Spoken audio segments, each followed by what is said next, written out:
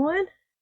Welcome back to Keto and Crime. Happy Monday, April 8th. Happy solar eclipse day. If you're into watching that, this will be the 7th or 8th one that I've seen in my lifetime, so I'm not really interested in it, but if you guys are, hope you're having a great time with that.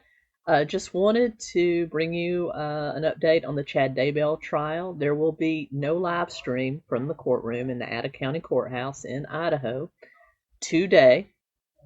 Because jury selection is entering its final phases. As of Friday, 57 possible jurors had been selected, a few each day.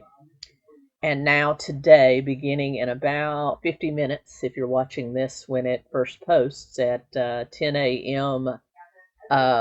Mountain Time, they will begin culling that pool of jurors down to reach the 18. So 12 to actually hear the trial, 6 to hear the trial but be on standby in case somebody gets sick or removed or something.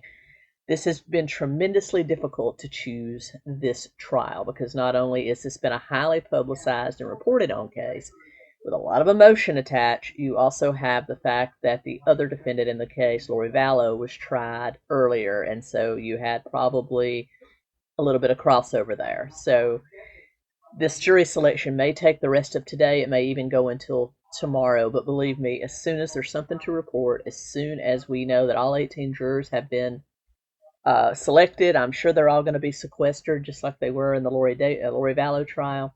I will be back to report as soon as there's a live stream available or a summary available where I can talk to you about opening arguments. This case is going to be long because the death penalty is on the table, and there are 2 phases: verdict, and then if he's found guilty, sentencing. So whereas in the Lori Vallow trial there were 54 witnesses in that trial, and the defense rested immediately. There was no defense put forward.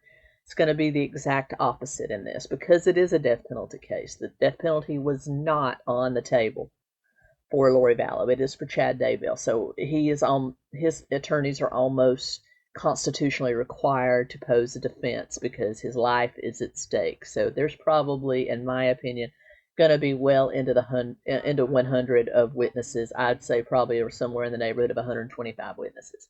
So we're looking at a long, drawn-out trial, and I'm going to bring it to you daily. I'm going to take the 6 to 8 hours worth of live stream and condense it down into 30 minutes or less, hopefully. Each day, I'll be watching the stream on local Idaho news, as well as our good buddies over at East Idaho News, which has some of the best coverage anywhere on this trial. So that's where we are with Chad Daybell. I'll be back very, very soon as I know more. Nothing to really report on today. As I said, they're just going to begin eliminating jurors, which I'm sure has been, as I said, quite difficult because of there's no one that does not know about this case or have an opinion on this case. We could go back to that age-old adage, does true crime reporting hurt the outcomes of trials? Yes, it does.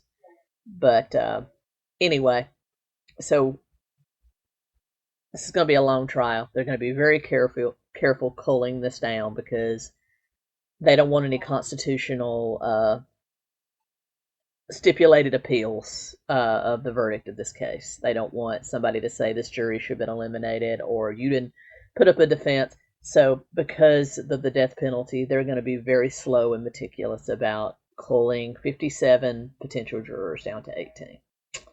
And so with that being said, I will be back really, really soon with another update. Until then, keep on crying.